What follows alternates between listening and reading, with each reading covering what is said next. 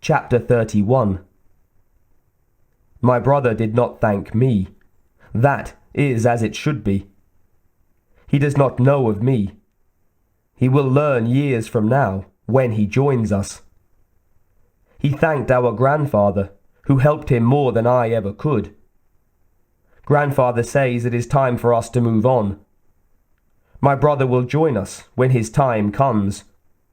Then I can greet him and tell him of my pride for him. Grandfather says he will know of my pride on that day, but I will still tell him. The colonel studied the 2 tanks and the 4 gunships that were staged just below last night's battle site. It had taken longer than he had hoped to get everything ready.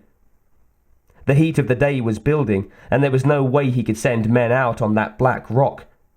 But the tanks could handle it just fine, and the gunships could fly cover.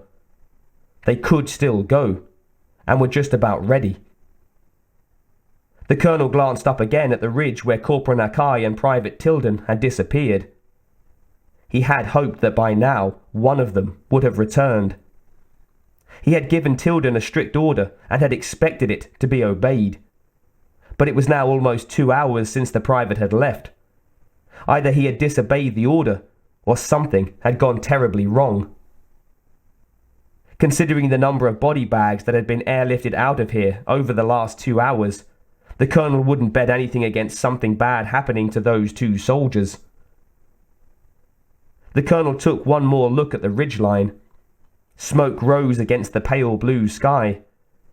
That smoke had to be a sign, a signal from Nakai or Tilden. The creature had to be in that spot. If his assumption turned out to be right, and his troop managed to kill the creature, then the colonel would put in for medals for both Tilden and Nakai. The major finished talking to one of the pilots, then turned to the colonel.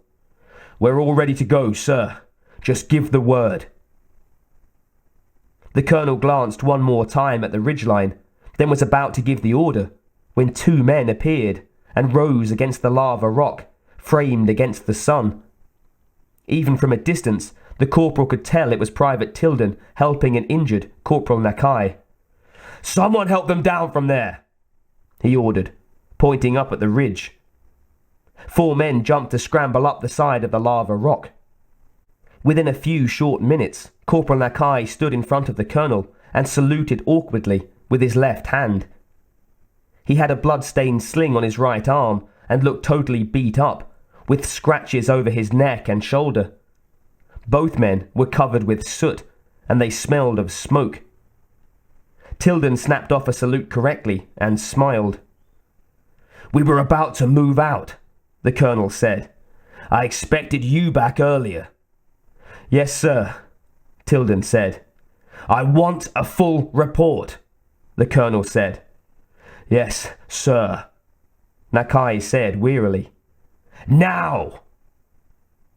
Tilden's smile widened. He glanced at Nakai. Nakai nodded.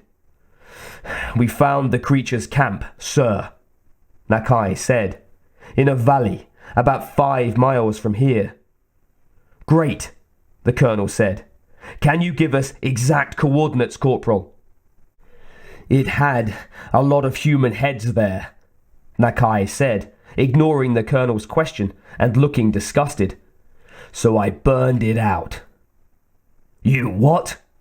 the colonel almost shouted. "I ordered you not to engage the creature." "I know, sir," Nakai said. For the first time since he arrived, he smiled. "But to be honest with you, sir, it pissed me off." "And you know how Corporal Nakai is when he gets mad, sir," Tilden said, smiling also. The colonel gave Tilden his coldest look, but it didn't seem to faze the private. Something clearly was going on here that they weren't saying, and they had better damn get to it quick. The colonel glanced at his troops. They had gathered around the 2 men and were staring at them as if they had never seen anything like them before. "So, what happened next?" the colonel asked, keeping his voice even and low. Do you want the short version or the long version, sir? Nakai asked. I want any damn version, the colonel answered. Just get to the point. It fell into a pit, but climbed out, Nakai said. Scared the hell out of me, Tilden said. You, Nakai said, laughing, were half a mile away. It was right on top of me. Gentlemen, the colonel snapped, finish this report. Yes, sir, Nakai said, swaying slightly, but still smiling. Sorry, sir. You know how the creature likes to take heads as trophies, sir? Tilden said. Well, Nakai said, we brought you something for your mantle. With that, he reached into a pack he'd had tucked under his arm and pulled out the creature's head, holding it up for everyone to see. I told you that you didn't want to get Corporal Nakai pissed off, Tilden said, laughing.